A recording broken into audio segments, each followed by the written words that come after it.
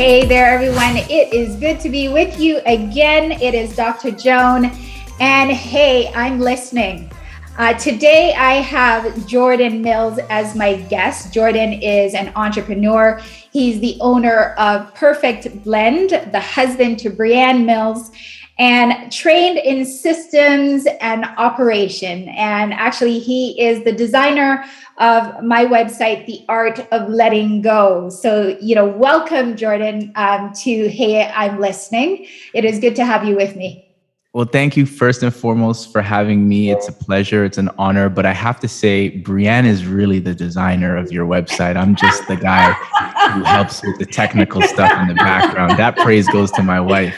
All right. Very good. Very good. Thank you for the correction. So you said you're trained in systems and operations. And, one of my grand desires, and it's like one of those things that you have in a dream. I'm a dreamer. I'm a visioner. And so often the inspiration for the things that I do come directly from my dreams. And I had this dream this one time of creating this AI system, and so in my mind, somewhere in the future, I hope it's not 30 years, maybe it's like 15 or 10, but somewhere in the future, you and I will be driving by a bus shed and we'll decide we need to forgive somebody. We'll stop the car. We'll hop over to the bus shed. The AI will do all that it needs to do. And we will walk away having forgiven somebody. Joan, I'm with you. I listen, it's 2022. We're quantum computing. There's a lot of technology. It's not far from, within our grasp. See? Okay. Yeah, so, all right. So whatever IBM is doing or whoever it is that owns the computing industry these days, that the AI of forgiveness might be a possibility. I love that. You better trademark that. I love that. I will. So you are a born again believer. When I asked you the question, what gets you up in the morning and, what are you passionate about? I want you to just tell our audience, what are you passionate about? Yeah, the answer to that question has changed so many times over the years. You asked me 5-10 years ago, my answer would have been so different. But even if you would have asked me like a year ago, 6 months ago, my answer would be so different. So much learning and growing has been taking place. So, I'm really passionate about serving people. I think that's like really, hit home. I've learned to love it.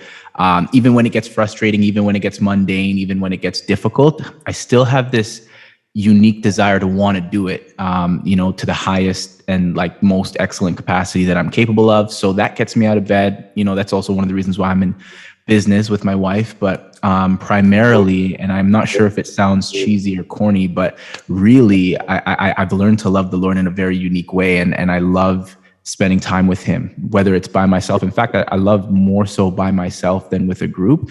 But in general, I love spending time with him. So my secret place of prayer, young guy, but like that's what, I have the PlayStation 5. I have different, technologies. I could be playing games, sports, but that to me is my bread and butter. That's my joy. So that gets me up and that keeps me fueled and passionate.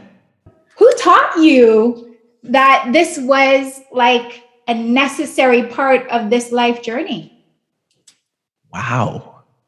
Full transparency, as much as I thought I was prepared. That's a powerful question. I don't know if it's one person in specific that taught me. I think, and I don't even know, to be completely honest, if it was something that I was taught as much as if it's something that I picked up along the way. Yeah. There's a few men in my life who I have stumbled across. I think one of them is a minister at the church that I go to. His name is Brother McHugh. He's a man of prayer. He, I would say, taught me how to like press in prayer, like really not just,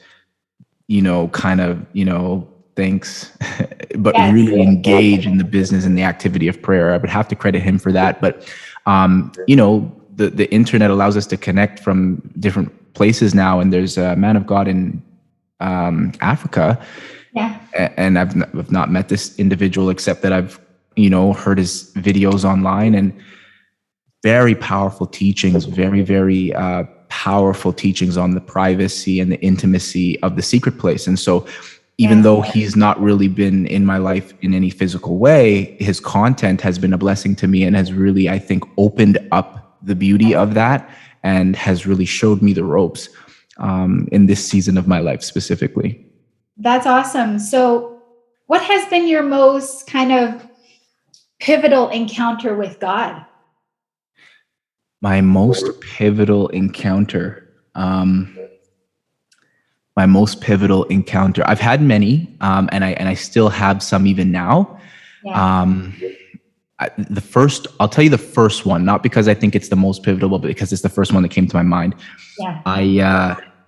I was still very young and naive in the faith, specifically coming up. And I remember that, from my young days, I fell in love with video games. Like that was a big deal for me. And I really do think that there's a level of addiction to those things. Because even now, I don't have that feeling anymore. I don't remember the last time I've turned it on, but I know that I have an addictive personality specifically towards that, a proclivity towards that. And I think it's because of in my younger days, when I didn't want to deal with anything or when I just wanted to kind of get away, I would, turn those on and that would be it. So coming up, in the last couple of years, I realized this is a serious issue, especially trying to run a business. It takes a lot to run a business. You don't have spare time like that. And one of the things that happened was, the Lord really just came to me and over a series of, different encounters, he just challenged me in the way of having to put down specifically my PlayStation 5. I